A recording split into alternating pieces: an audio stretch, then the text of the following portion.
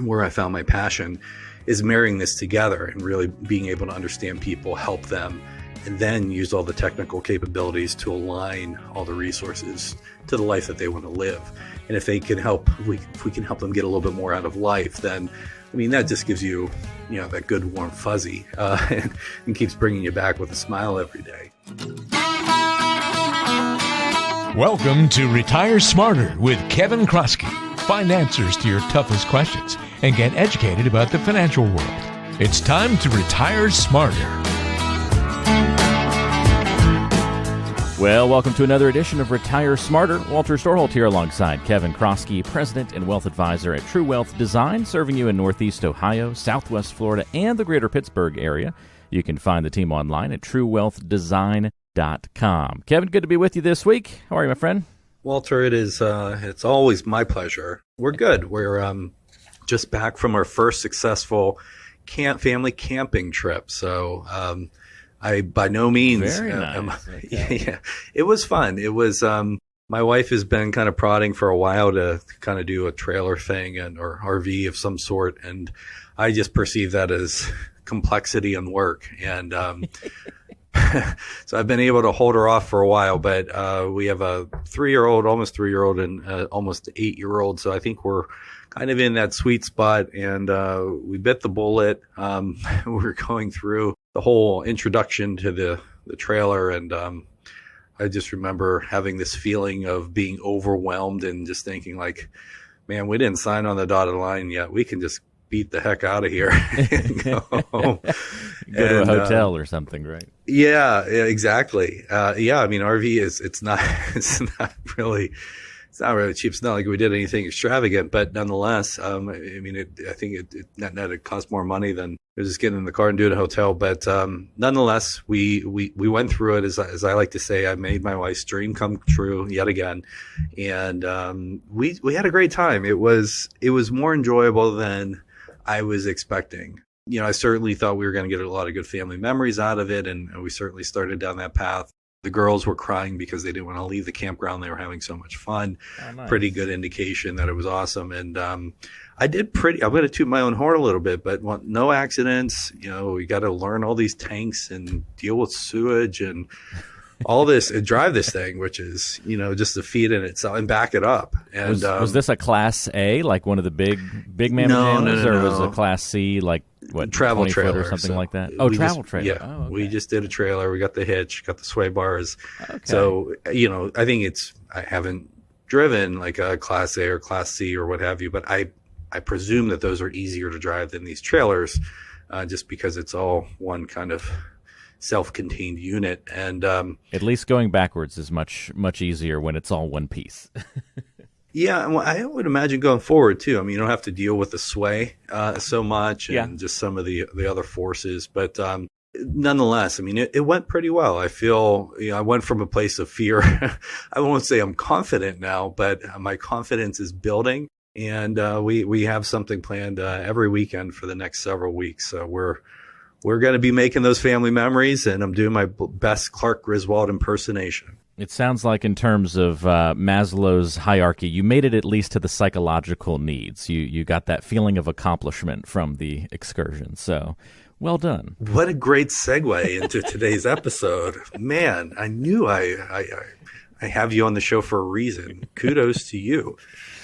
To be your foil and to sometimes have a clever segue. That's the purpose here. Yes. No, I'm interested in today's topic. What in the world does Maslow's hierarchy have to do with financial and retirement planning and the like? I'm curious to see where you take this one today.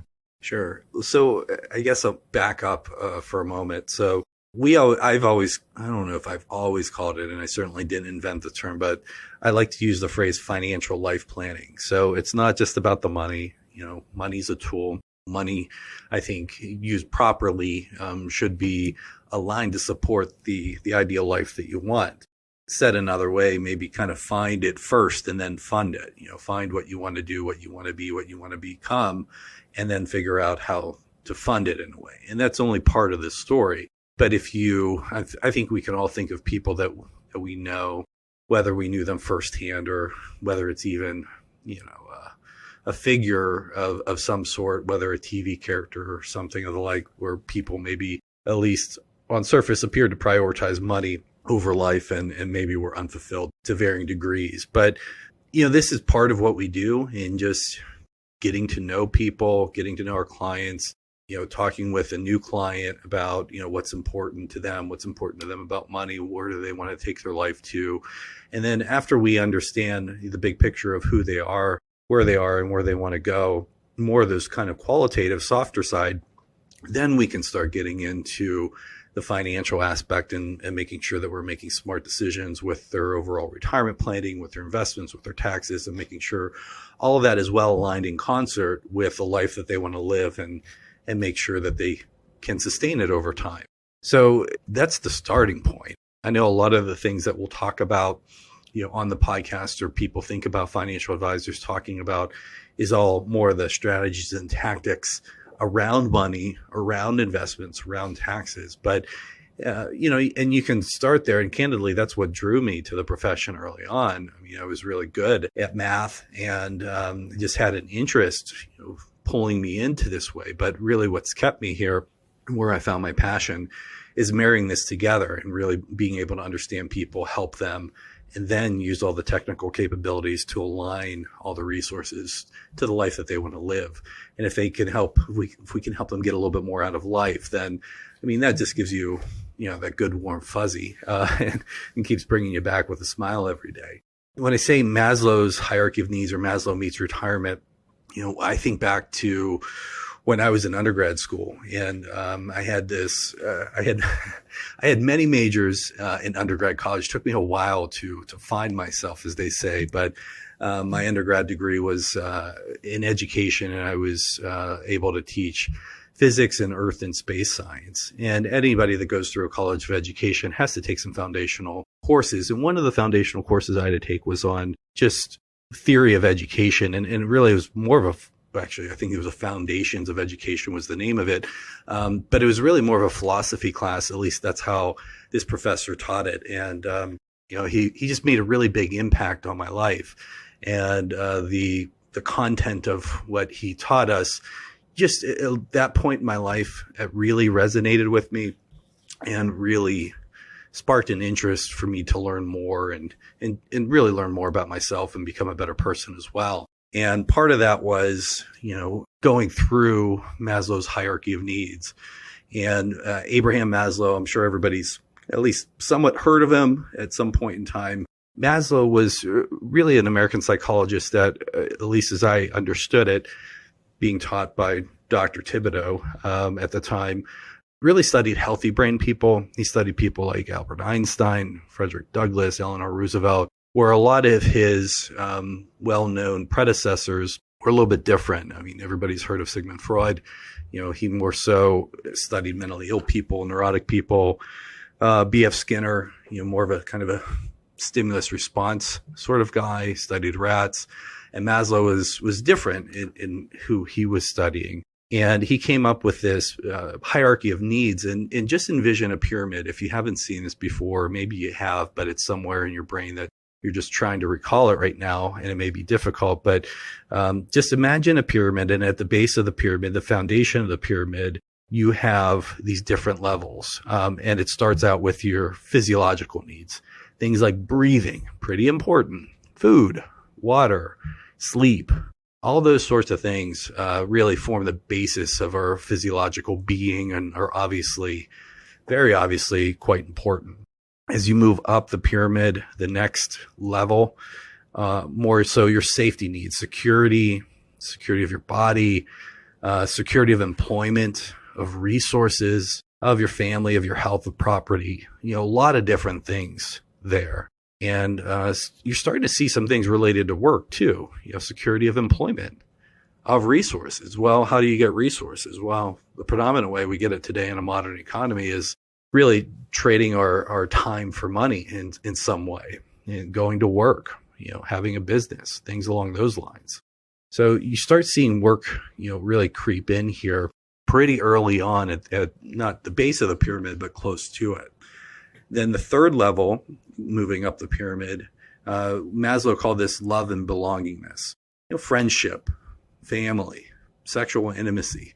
And actually, I skipped over it, but Maslow also had sex at the base of the pyramid of physiological. He was apparently quite a big proponent of sex. But and Dr. Thibodeau, just in case you missed it the first time, we'll throw it in there a second time. So my professor from college, Dr. Thibodeau, he's from New York City, and it seems like everybody I meet from New York is just, it's like in the water there, just an awesome storyteller. And so, he was this, kind of short, but really verbose and just a booming voice kind of guy. And there was probably about 100 people in this auditorium. And, he's just really kind of going into some of the more sexual aspects of his work, which for young college kids with a lot of hormones, I think he got everybody's attention. So apparently it stuck with me. But with love and belongingness, again, friendship. People have a lot of friends from work. You get a lot of socialization from work. You spend a lot of time at work. It's just natural. So it kind of depends on the type of work that you do. Sometimes people, maybe it's more isolation or what have you. I mean, today you have a lot more remote work being done, post-COVID. And maybe it's a little bit more difficult for a lot of people to stay engaged and have those sorts of relationships. Maybe it's easier to maintain them, but to build them new over a Zoom or Teams video, maybe a little bit more challenging. I'll be curious to see how this plays out over time. But again, here too, we're 3 rungs up on the pyramid, and we're seeing work creep in here. Friendship, family, sexual intimacy, some of the things that are there. Hopefully the sexual intimacy part is not happening at work and violating the HR manual that we may have. But certainly the friendship is there. And then there's 2 more levels. So we've gone over the first 3, physiological, safety, and then love and belongingness. And now we get up to your esteem needs. And so things along the lines that confidence, achievement, respect of others, respect by others, getting that attaboy or that attagirl for a job well done. Again, a lot of work showing up in the esteem needs category. And then as we move up to the top of the pyramid, this is what Maslow called self-actualization. And there's a lot of things here, but it's really to become more of what you truly are and what you're capable of becoming. Things like you almost have your own morality. You really follow your creativity, whoever you are, you're kind of creating it and defining it and becoming more and more of it. And the basic premise here with Maslow was, as you move up the pyramid, you really can't move up the pyramid until the base and the prior levels are satisfied. You're not going to be worrying about your self-esteem needs if you can't breathe, if you don't have food, if you don't have water, if you can't sleep. All those are much more primary to us. And he'll talk about things, or at least I remember, my professor, from many, many years ago telling well, hey, I mean, if some of these things are maybe out of sorts, maybe somebody's unemployed for a period of time and maybe they don't have money coming in. It's not like the whole pyramid comes crumbling down. You can be out of whack for a while and maybe have a portion of your needs met at those lower levels before you move up. But you can't stay that way and remain that way forever. The whole idea of the pyramid and just the engineering aspect of it, I mean, it's really built upon, the next levels stacked upon the prior. So all of this, this is just really about studying healthy brain people. And I think Maslow did a lot of his work back in the 60s. And I'm sure there's been innovations in psychology since then. But it resonated with me. It seems like it makes a lot of sense. I really think it plays a lot into retirement too, because there's work that's involved with really every aspect of this, at least beyond the, physiological base. But the other 4 levels all have work in some fashion in there. And just because when we retire and if we remove work from the equation, it doesn't mean that these needs go away. It just means that we have to find other ways to go ahead and meet those needs that we have so we can be a well-rounded, satisfied, high-functioning, happy self, having our needs met, having the hierarchy of needs in mind and making sure that we're being that person that we really want to be. So I think that's the critical thing just to think of. And there's different ways you can apply this. If anybody wants to learn more about this, one of the ways that this gap was bridged to me. I mean, I've known about Maslow since, college, but there's a gentleman by the name of Mitch Anthony that wrote a book called The New Retirement Mentality. I think he wrote it at probably 20 years ago now, but there's several editions and updates, and it's still selling quite well. And we'll often give it out to clients just as just more so like a thinking tool to go ahead and mentally prepare for retirement and think about, this hierarchy of needs and hierarchy of retirement needs, if you will, and just bridge that gap. When I think about this just pragmatically and working with people, I'll maybe use a couple different stories to illustrate this. So I'll start off and I'll use my kind of normal names just to protect the innocent, so to say, but I'll use John and Jane, and I'll use them separately. They were not husband and wife, but John was, think of more of an old school kind of guy. Think about maybe more like the Leave It to Beaver time in our history. The guy goes to work, his wife stays home and takes care of the kids, and work's important and, really kind of the primary thing to a large degree. Maybe that's not, I didn't watch Leave It to Beaver, but maybe that was not a good preface there, but think of that time period. I haven't watched Leave It to Beaver either, so we're making dangerous analogies. Yeah. So anyway, that kind of that prior time period, not today. I mean, you say these things today, and not like that it's bad, and I don't mean it in any a negative way to women or anything like that, but just more that kind of traditional sort of family unit, if you will. And so John, he went to work every morning. He drove about a half an hour to get to work on the way there, probably about 45 minutes on the way back, just because there's more traffic. Worked at least 8 hours, if not more, every day, and came home and spent a little bit of time with his family, had some dinner, and that was about it, and back and did it again. And he worked all the way until he was just before he turned 70.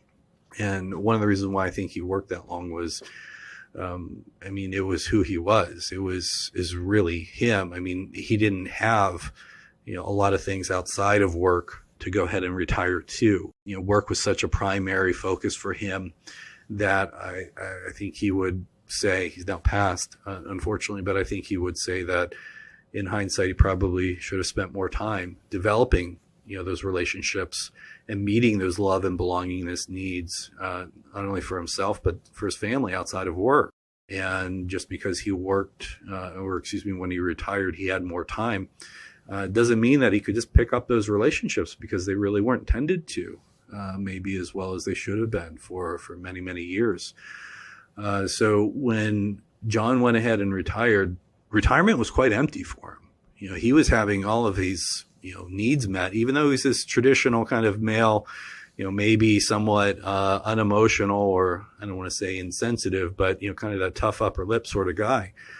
He still had those needs. Maybe he didn't show them as much, maybe he kept them in, but he's still human.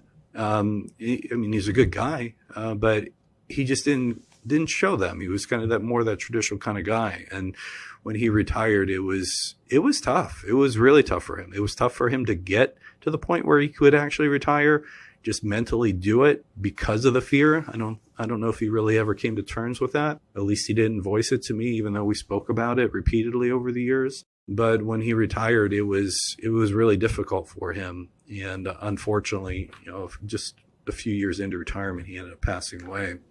But he really never found his footing. He really never found, what retirement really could be, and have his needs met, have his hierarchy of needs met, outside of work and in retirement. On the other hand, I think of another client, Jane. And for Jane, when she retired, it was also tough. And for neither John nor Jane was it about the money. They both completely planned very well, lived below their means, had pensions, had investments. None of this was about the money. The base of their pyramid, as far as the safety needs and what have you, were really, really well provided for. It was all the other stuff, all the other, human stuff, that is why I'm eliciting and sharing these stories. But for Jane, when she retired, she actually ended up going back to work. she was a little bit bored, and they said, hey, you can retire, but if you come back, we'll be happy to hire you on as a contractor, and you don't have to work full time. You can work, maybe 20, 30 hours a week. We'll figure it out. And she did. So she retired for a while, didn't work for about 6 months, was bored. At least that's what she said she was. She also seemed to have, some issues around her finances, and come to find it through a lot of discussion, and self-introspection over the years. And even with the help of, a psychologist, quite frankly, which just helped really explore some of this. It was really that a lot of her needs, particularly around, her love and belongingness needs, the friendships that she had at work, some of the esteem needs that she was having met at work. When she retired, she just hadn't found another way to go ahead and directly meet those needs. And sure, she was getting together for lunches or breakfast with some of her work friends. But one of the things that she remarked to me after a while was, well, I was really up to the conversations for a while, but eventually things kind of evolved, and they were on new projects, or people had come or gone, and I was a little bit more removed from the relevance of these conversations. And she felt that, and she perceived that, her work friends felt that too. And so the relationships were waning a bit. And then after she tried to retire again, she tried to get involved in some charities and more so with her church. And it was satisfying to a certain degree, but at the same time, it just didn't exactly, the role that she was playing in these organizations really wasn't meeting those needs either. So it took a while. I would say it probably took a few years before she really kind of found her new rhythm, if you will, and found ways to have those needs met and maybe reset expectations a little bit. And I think a big part of it was her husband retiring too. He ended up working a little bit longer than she did. But they did some things together once they both retired. They moved somewhere where, they have more family and things like that. So some of those needs were naturally met just by being in closer proximity to family. But the point being is she found it, but it took a while to get there. And some of her, what she perceived as problems were really, I would say, symptoms. She thought she had a financial problem early on. And she wasn't getting a paycheck. So even though she had plenty of money, even though she had a pension, it was really being manifest as a financial problem, because I think it was on the surface. It was easier to say, like, hey, it's that. It's not that my needs aren't being met. It's not that I'm a sociable person.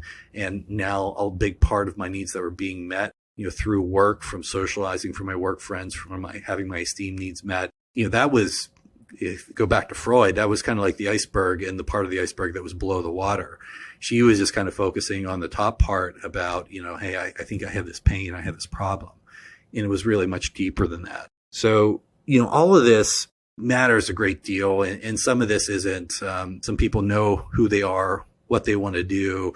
But other times, it takes a while to wrestle with this. You have to figure out, who am I really? What am I retiring to? What are some of the things I really enjoy about work that I need to find and replicate outside of work? What's going to be my purpose? What's going to be my passion?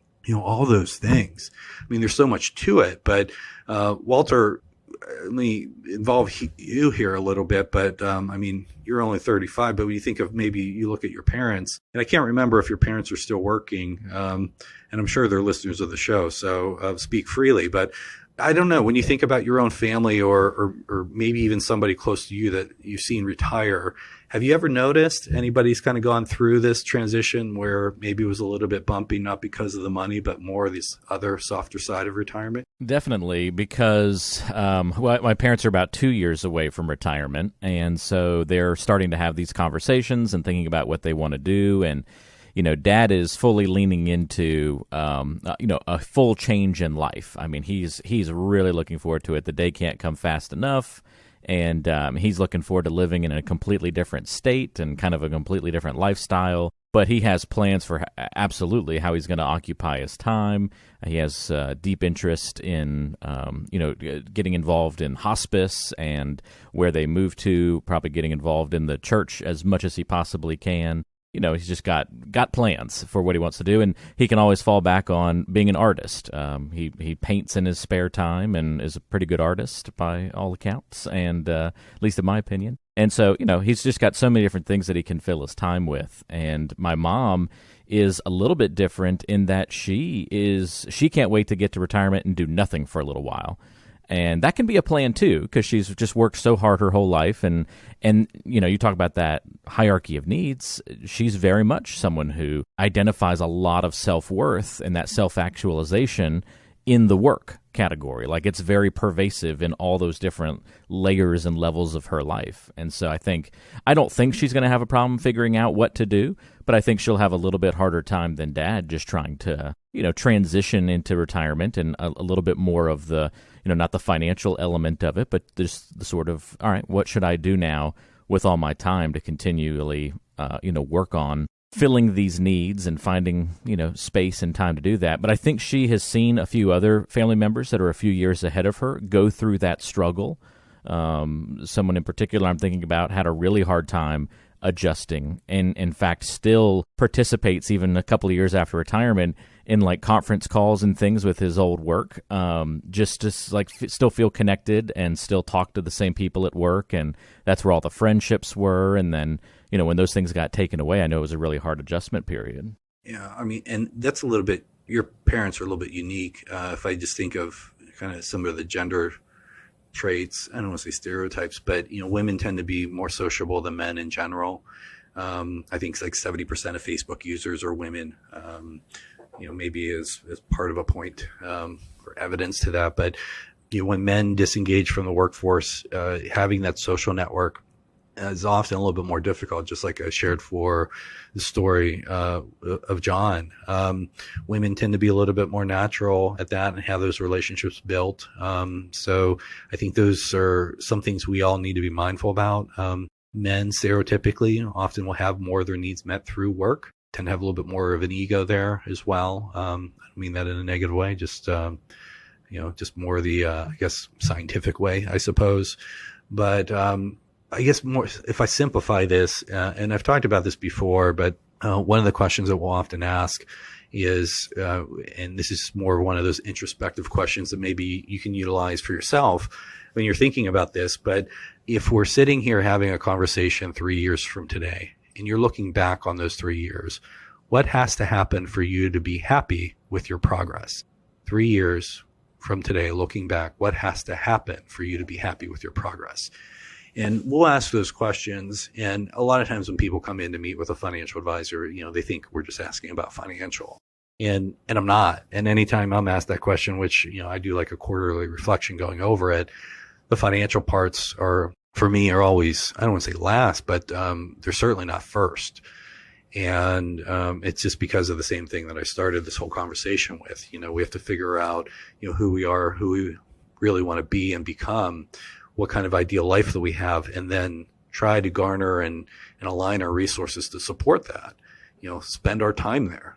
That's probably the most valuable resource that we have. But if if you say something's important, but you spend very little time there, maybe like John, did with his family when he was working all those years, in his mind, he's, working for his family and providing for his family, doing something noble and honorable, something that was necessary and important, but he really didn't spend a lot of his time there.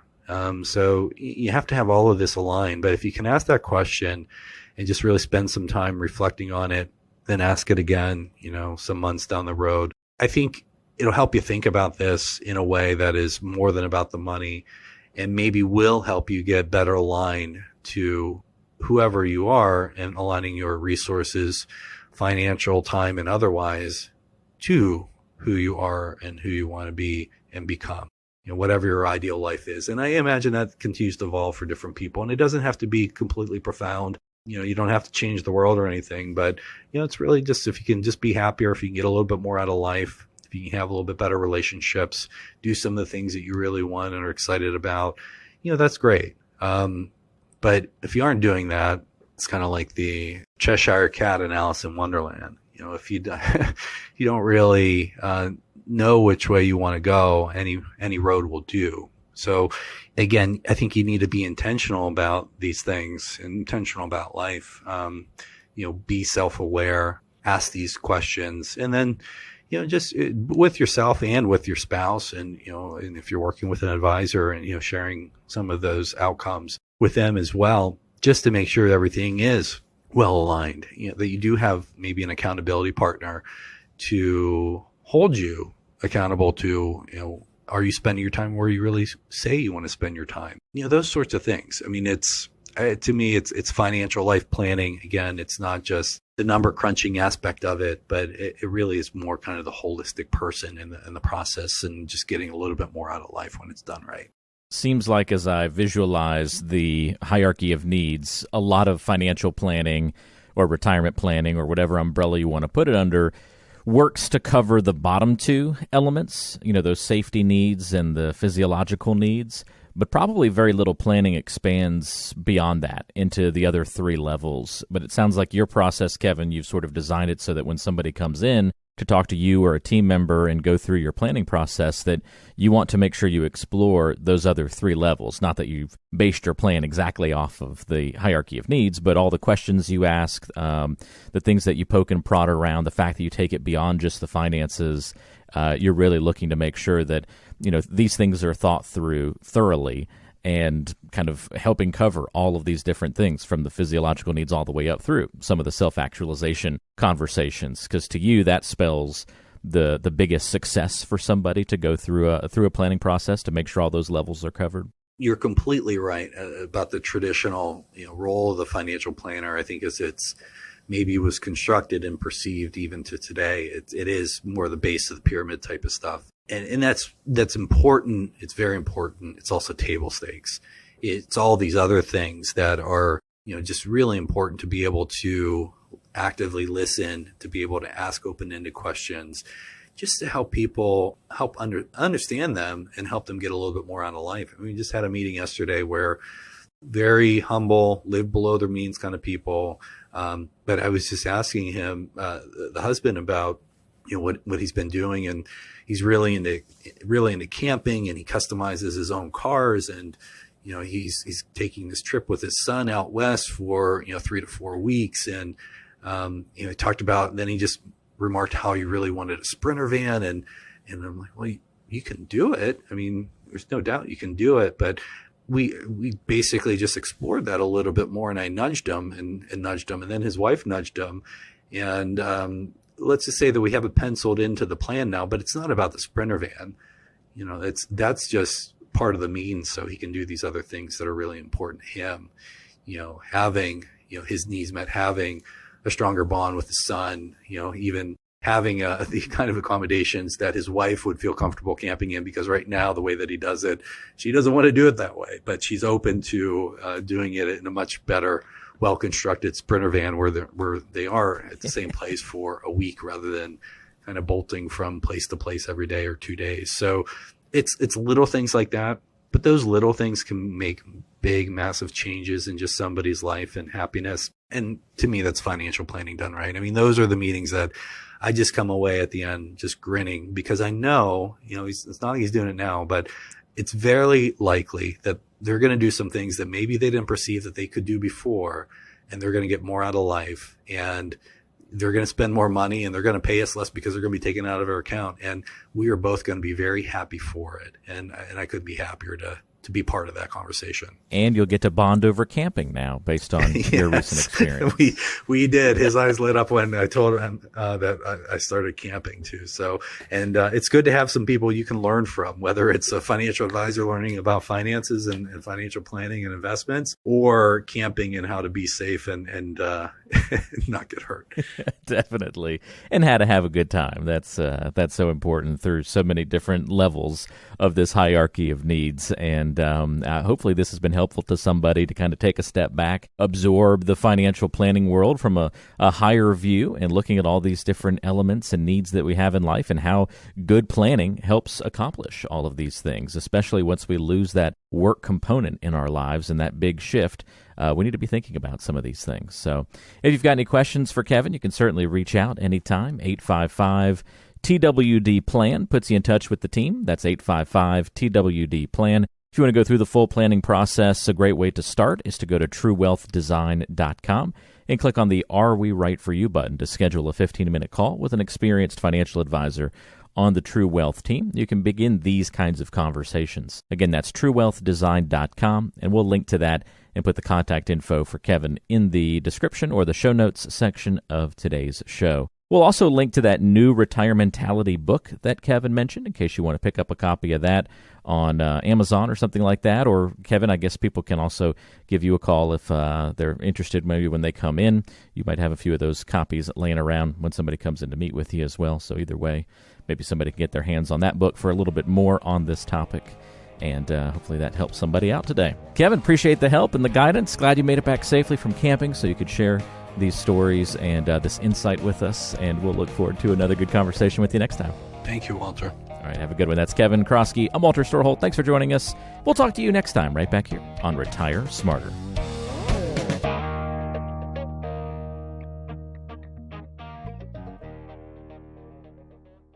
Information provided is for informational purposes only and does not constitute investment, tax, or legal advice. Information is obtained from sources that are deemed to be reliable, but their accurateness and completeness cannot be guaranteed. All performance reference is historical and not an indication of future results. Benchmark indices are hypothetical and do not include any investment fees.